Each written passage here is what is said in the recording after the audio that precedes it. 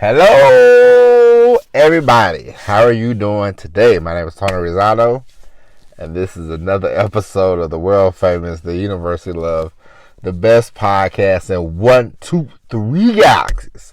Ladies and gentlemen, you and I, we just call this show Online Marketing Moves, and we're coming to you live today. Ladies and gentlemen, how are you doing today? Okay, ladies and gentlemen, we are going to talk about something very important today. Ladies and gentlemen, we are going to talk about a little mystery. We are going to talk about why you should. Sometimes you can't always be there all the time. Don't be available 24/7. Sometimes shut the door on people. And this applies to anything. This applies to relationships, business, all sorts of things. And ladies and gentlemen, today we are going to go back into the time machine. We are going to go back to a wonderful time. Ladies and gentlemen, some of you might know this time, some of you may not. But when I wore a younger man's clothes, a long time ago, I was in the 5th grade, ladies and gents. Let's see. 5th grade was what? Hold on. Let me think, everybody. I think 5th grade, it was like 1989, maybe. Something like that. 1989, 1990. Something like that. Long time ago. But anyway. A long time ago, ladies and gents, I grew up in these apartments, It's like 30 of them. 30 apartments, 30, people come in, people move, they moved in, they moved out, it just depends, some people stayed a long time, some people didn't, just all depends, but it was a nice little place, but whatever, and, I remember once, when I was in the 5th grade, there was two young women that I met. They moved there around the same time that I was in class with both of them, I believe. I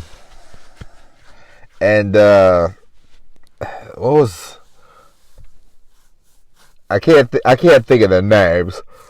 But we'll just say girl 1, girl 2, And both were nice. We was all around the same age, you know what I mean? But one, I remember she was fun. She was fun. She hung out with us every single day, You would knock on the door. You would say, oh yeah. Her last name was Black. So there you go. Her last name was Black. I can't think of her first name. But the point was, she was available all the time. And I remember, after a while, it's like, my brother would be like, hey, you want to go hang out with Black? And I'm like, that's all right. I'll pass. It's like, it wasn't that she was a bad person. It was just like, after a while, after like a month or two, it's like, all right, she's outside every single day. It's like, all right, enough of that. You know what I mean? And so she was available all the time, and it got kind of, stale, and it's just like, ooh, I need a little break, you know what I mean? But I remember, girl number 1, she never came outside. She was like a mystery, you know what I mean? And for a while, they lived in them apartments for like a year, maybe, I believe. And I remember, it was like, one particular time, girl number 1 was outside, and I remember it was a very strange day. It was like a fall day. Some things you don't forget. And I remember it was like a fall day, and I remember, she was outside with her brother, and I was like, hey, she's like, hey, and we got to talking, and I'm like, hey, I never see you outside. And she's like, yeah, but blah blah blah. But then we got to talk about other things. We got to talk about life, and for like 3 hours, 4 hours, it was just one of the nicer conversations I ever had with somebody. I know I was in the 5th grade and everything, and I don't remember much about the 5th grade. I don't remember much about elementary, but certain things stand out. And I remember that stood out. And I was like, man, I wish you would come outside more often, but I knew that wasn't going to happen. You know what I mean? So I took the one conversation, and,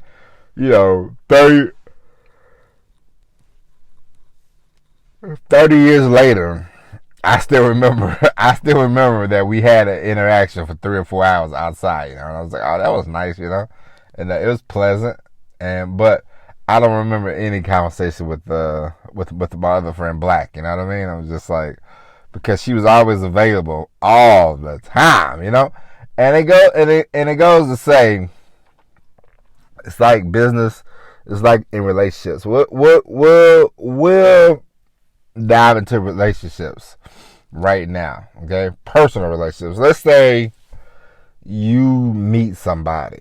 Let's say you meet a boy, you meet a girl, you meet a you meet a they, you meet a them, whatever you meet, whoever you meet.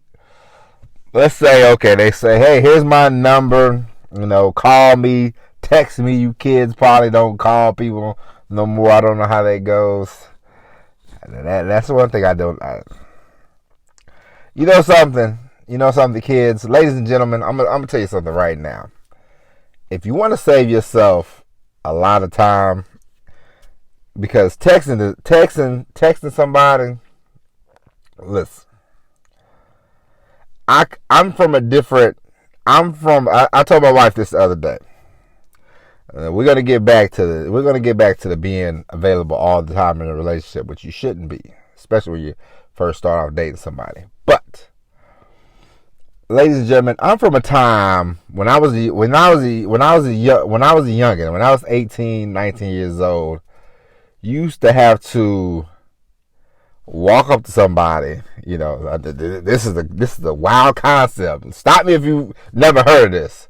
You used to have to walk up to people and say, hey, how are you? And they would go, I'm fine. And then you would go, so, you live around here?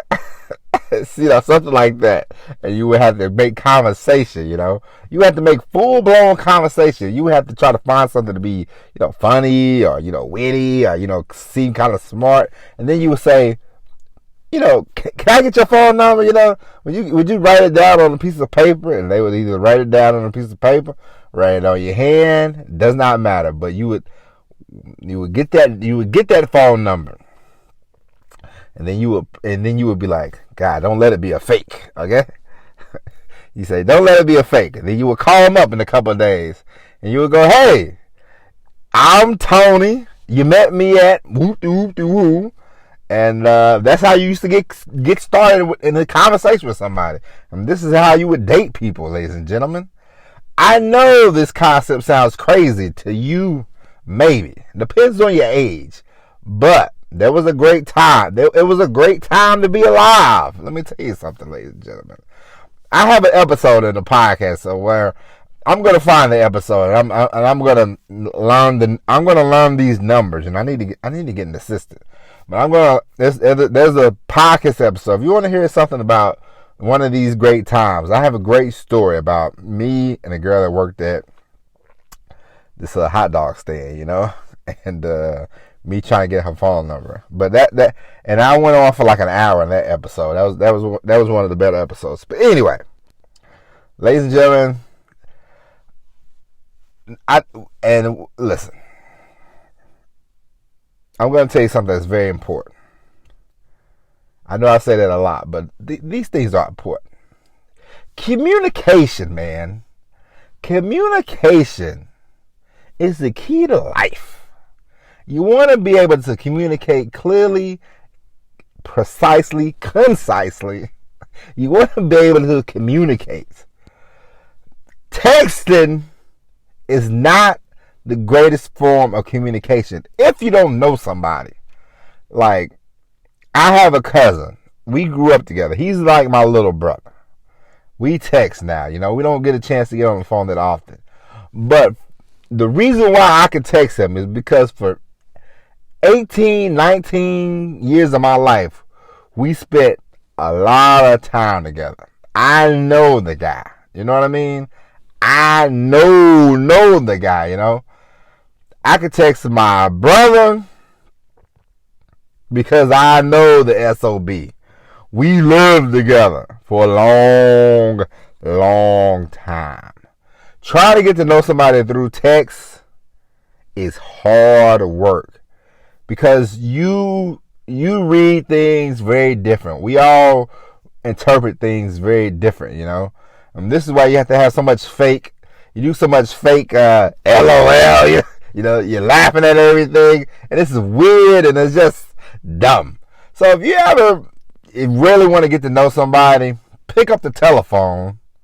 You know, don't even FaceTime. Don't even FaceTime because FaceTime, it's just kind of phony too. You know what I mean? They're like, oh, hold on, let me clean up this room and all this nonsense. You know, and it's kind of sanitized. You know, get to know somebody through the communication, through talking. You know, because FaceTime, you can watch TV with them, and that's okay and all. But you really want to get to know somebody. Pick up the telephone, call them, have a full-blown conversation, and see where it goes from there. But anyways, ladies and gentlemen, back to the story at hand. Back to the mystery. And when you are in a relationship, when you first meet somebody, the worst thing you could do is be available all the time. Because they're like, oh, it's not nothing personal. It's just human nature. I'll give you an example, okay? My mother's retired. She's at home all the time. If, let's say I got a phone call from somebody that I don't hear from too often, what am I going to say? All right, Ma, I'll call you back. You know why? Because I know I'm going to call her back. She's going to answer the phone, you know? And it's not a bad thing. That's my mother. It's a lot different, you know. But if you are always available to a person, I'll give you a better example. I used to when I was in the Navy. Okay, I found myself liking a young lady back where I'm from, you know. And I remember I used to have these calling cards, you know. And I would use the calling card and I would call up. And it was a card I would get from like it was sort of like I think the phrase they told me was a Mexican calling card, which I don't know. What that means is, okay, you would spend like $5 on a calling card and they would give you like 500 minutes, okay? But the trick was, if you call and they answer, the faster you got on the phone, the more time it just cut into the minutes. You know what I mean? And so let's say you would call somebody and they got their voicemail. They would count that as a phone call and they would cut down on your minutes, you know? So you would let the phone ring like 3 or 4 times. They didn't answer, you hang up real quick, you know? So that way you can preserve your minutes, you know? And I remember I used to call this young lady on my calling card, and she would go, I gotta call you right back. Her friend would be calling. I'm like, you know, honey, you know, your friend lives around the corner. I'm, you know, 2,000 miles away. You hanging up on me to talk to her, and you know, about a month of this BS. I said, you know what, you know. Excuse my language, ladies and gents, but I said, F her, you know. I'm not calling her no more because every time I called, it would just cut down into my phone minutes, you know. And I'm pissing away $5, you know, a whop, you know what I mean? And so I was like, nah, you know. And she was doing it. If she was running the business, she'd be doing it backwards, you know what I mean? Like, I'm the more, you know, not that I'm better than anybody, but you know, as a customer, I'm putting out more effort to come to your business. You know, I'm spending more money at your business, but you're giving me the runaround. You know what I mean? And so, I hope that makes sense. But what I'm saying is, the relationship, she sort of had it backwards, like if you if my neighbor call if I talk to my neighbor every day, and then you call me from out of town just to chit chat, I would go, hey neighbor, I'll be right back. I gotta talk to my friend from out of town. They only call every blue moon, because why? You want to keep that relationship. You want to keep the relationship going. You don't want to sever the relationship. Obviously, I was dumb back then, but the young lady did not want a relationship because you could clearly see like the writing was there. I just didn't catch the clues. Like, hey man, she don't want to deal with you because she's hanging up you 2,000 miles away. She's hanging up on you in 2 seconds to talk to her friend. Like it it hits me later. You know what I mean? And so when it comes to business and when it comes to relationships, the more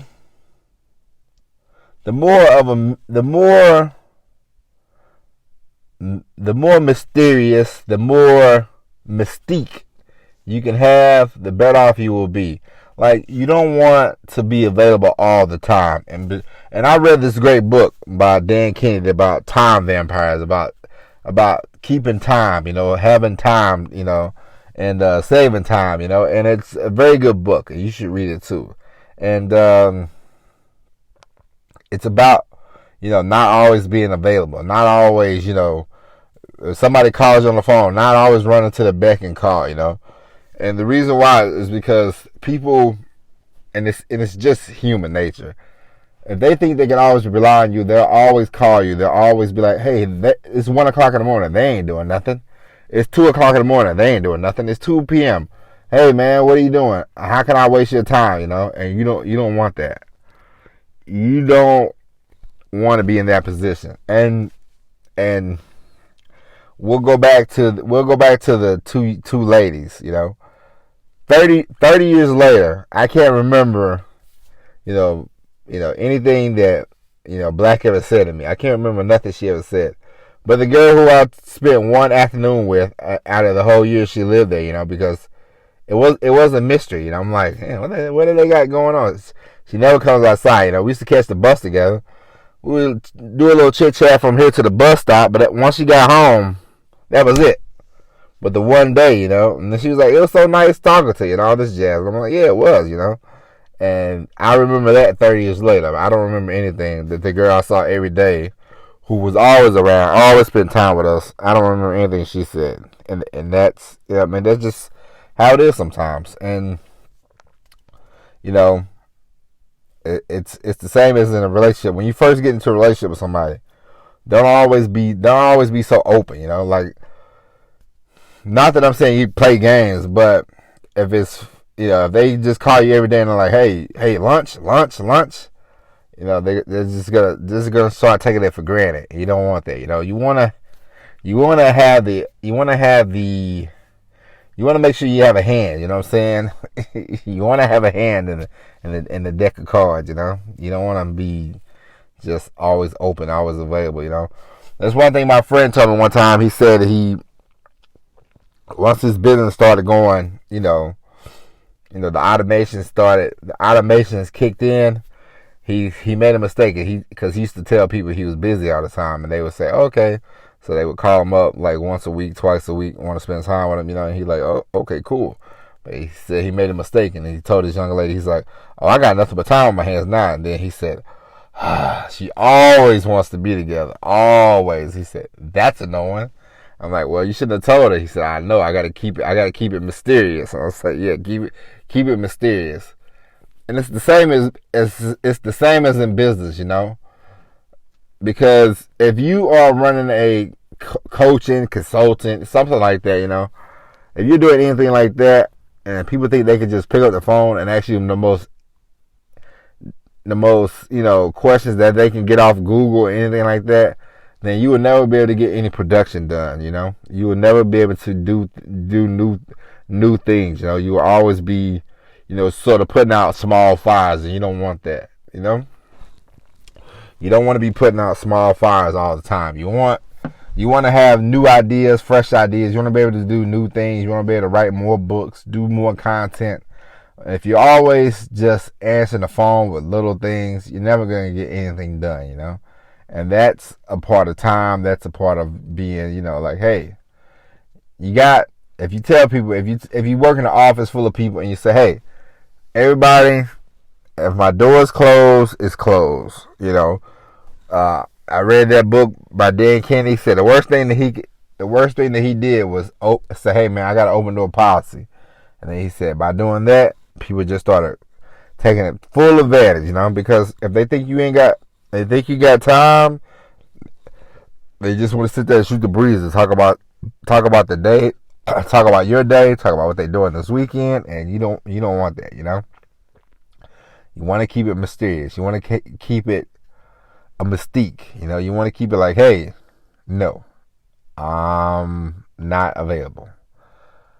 Last week I saw a thing on A&E about the Undertaker.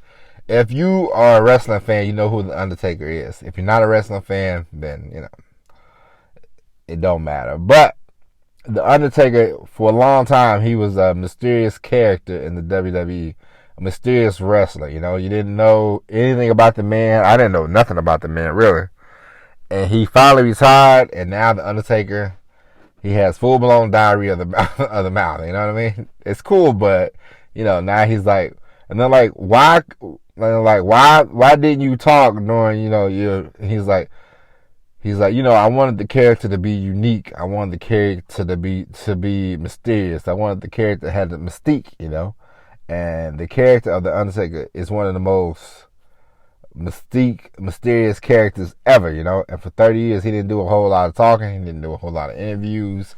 And the reason why is that reason. And you're more drawn into something like that than, you know, like I like Hulk Hogan, but by the time I got to be like 12, I was so done with Hulk Hogan. It's like, you always see him in interviews. He's always talking. You know, I mean, he was the face of the company. You know, don't get me wrong, but it's just like, all right, it's overkill with Hulk Hogan. You know what I mean? But the Undertaker, I was an adult. You know, I remember I used to be kind of nervous about the guy when I was a kid. You know, and I remember as an adult, I told my brother, said, and he still don't talk, huh? And my brother was like, nope, he don't say nothing. And I was like, that's cool. It's kind of mysterious, you know. But now, you know, he's talking more. He's talking about his family, talking about his time on the road. And it's like, all right, it's cool now because he's retired, you know. Like, there's still a aura, you know what I mean? Like, and that's what you want. And that's what you want for your business. Because the more you can, the more mystique, the more mysterious, the more of an aura you have, you know, you can elevate yourself, elevate your business, you know. That's just how it is, you know. It's like, you know, you ever watch, alright, well, I'll give you another example, like actors. Like, I never see Leonardo DiCaprio do many interviews, and I don't really care how many, I don't see him doing a whole lot of interviews. Or another guy, Daniel Day-Lewis. You don't see Daniel Day-Lewis doing many interviews. I really don't know anything about Daniel Day-Lewis. I don't know really what he sounds like outside the movies, you know.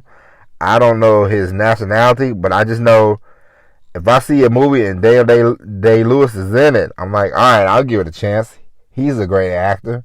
And I know he doesn't do a whole lot of movies, but the movies that he does, they're pretty good, you know. There's like award-winning movies, you know. So I'm like, all right, I'll give him a chance. So that's some things about mystery, you know, mysterious. Not always being available, not always being ready, you know, always 24/7. You know, you're available. You know what I mean? Like, don't do that. You know, don't be common. I guess that's what I'm saying. Because the more common you are, the less money you're gonna make. The less, you know, the less you can, you know. Don't be Walmart. You know, there's only so much room for somebody there's only so much room for the common folk, you know. If you can't be the lowest, priced person, you know, if you can't be the lowest priced person, being the second lowest priced person is not gonna do you a lot of good, you know. Either be the lowest priced person or swing for the fences, you know what I mean? Charge a fair amount, you know. Get all the money you can, you know. If you can't be the rollback leader like Walmart, you know, be a Coach, you know, be a Gucci, be Louis Vuitton, be all these other, you know, places charging top dollar, you know what I mean? And the more mysterious you are, the more you will be able to charge. The more of an aura you have, the more mystique you have, the more you will be able to charge, you know? It's just how it is. It's like sometimes I think about this podcast, you know, we claim we do episodes Monday through Friday, but you know how that goes. But anyway, sometimes I think, is it too much? Should I scale back? If I scale back, will I be able to be more quality driven instead of quantity? You know, so it's a thing that you have to think about. There's just things like that, you know, like should you do a YouTube video every day or should you do a YouTube video once a week? There's different things that you have to think about. It's like what's gonna get me the best results, you know? What's gonna create this aura? What's gonna create this mystique? And you have to think about that. You want to elevate yourself. You want to elevate your business. It's like my wife was watching a cooking show one time, and this lady named Kat Cora came up, and I'd never seen a woman before in my life. And they was like, introducing Kat Cora, and my wife was like, huh, she's back. And I'm like, where the hell she been? Where she been? Yeah, my wife was explaining who she was, and I was like, oh, that's cool. I was like, yeah, I guess, I said, after a while, you're on TV so much, I guess it would be, you do have to try to take a step back, you know. And my wife was like, yeah, sometimes you do have to take a step back, you know, yada, yada, yada. Because, you know, you see the same TV chefs, and it's like, all right. You get sick of seeing them, you know. But this lady, my wife was all excited to see her, you know, because she hasn't seen it in a while. So, you know, sometimes, you know, a little mystery is never hurts. And you like that pause, ladies and gents? But yeah, so be mysterious, you know, in all aspects. Create an aura for yourself, you know. It's not hard. You can do it. You'll be able to do it. Just in any relationship, business relationship, personal relationship, any friendship, do not always be available. I'm not saying you have to close people off and all that kind of stuff, but the more people think you're available, the more they'll try to take advantage of you, the more they'll, you know, take you for granted, and you don't want that, you know. And people think they can just rake you over the coals, and you don't want that. And the more order you create for yourself, the more mystique you create for yourself, the more money you can make, you know, the bigger the price you can charge, you know. I tell you this every now and then. I follow this guy, get his newsletter, you know, Ben Settle. I get his newsletter, and you know, he has a mystery. He has a mystique to him. You know, he doesn't do a lot of interviews. He's not on YouTube. You know, he doesn't. You know, not on social media. So you have to find. You know, Ben Settle. You know, and I remember I was reading some of his. Every month he sends a newsletter, you know, and every month in the newsletter there's a, you know, a book that you can buy, whatever, you know, and a lot of the books are, you know, high price, but the reason why he can charge, you know, that much is because he has created a, you know, persona, a mystique, you know, a uniqueness and aura, you know, and so you can charge that much, you know. It's sort of like. I talked to you earlier about Dan Kennedy. You know, he does, if he calls you or whatever, or you can't get a hold of him. You have to get a hold of the secretary, then you have to make an appointment, or they'll say fax it over and he'll send it back to you next week, you know. There's a mystery about that. You know, there's an aura, there's uniqueness. You know, they're not being, you know, it's not like, hey, this guy won't call me back immediately. No, it's like, hey, I've got your email. I'm gonna email you back. It's like when I was in the Navy. I'm gonna give you a great example. When I was in the Navy and we would go out to sea, they used to send. It used to be once a day you would get emails. They would download them, and they would send them to your, you know, whatever, Yahoo, Hotmail, whatever, you know. So you would get these emails. So once a day you would be waiting with anticipation. Like the day before, you would email somebody, you know, hey man, so and so, you know, blah blah blah blah blah. Send, and you're like, I gotta wait like 12 hours, 24 hours before I get another email. So, you know, after a certain amount of time, they say, you know, after like, I think it was 3 p.m. After 3 p.m., check your email and see what you got, you know. So every day around, you know, in between the hours of 3 p.m. and 5 p.m., wherever we was at, email, see if anybody wrote me today, you know. And so it would be it would be so anticipated because you're waiting to hear from somebody on the outside, you know what I mean? And you would click it and you'd be like, oh, I got an email, and you would be excited, and the anticipation would be like, whoo, the rush, and you would be happy, you know. And that's what you want to create in your business. That's what you want to create. You want to create a feeling of that. You want to create a rush for people, you know. You want to create, you know, you want to create the uniqueness, the aura, you know, the mystique, you know. You want to create that. And the more of that you can create, the better off you will be. So, ladies and gentlemen, I know we talked for a long time today, but it's very important that you learn about time management. It's very important that you learn about not always being available, you know. And when I say that, I mean that in the most sincere way possible. You can be there for people, but you don't have to be there 24/7, because they will take you for granted, because people are humans, you know, and human nature kicks in, and that's just how it goes, okay? And so, ladies and gentlemen, that is it for the podcast. So we will be back probably tomorrow with all new episodes of Online Marketing Moves. But until then, my name is Tony Rosano. Thank you for listening. And as always, everybody, peace. Don't forget, call, not text. Get out of here.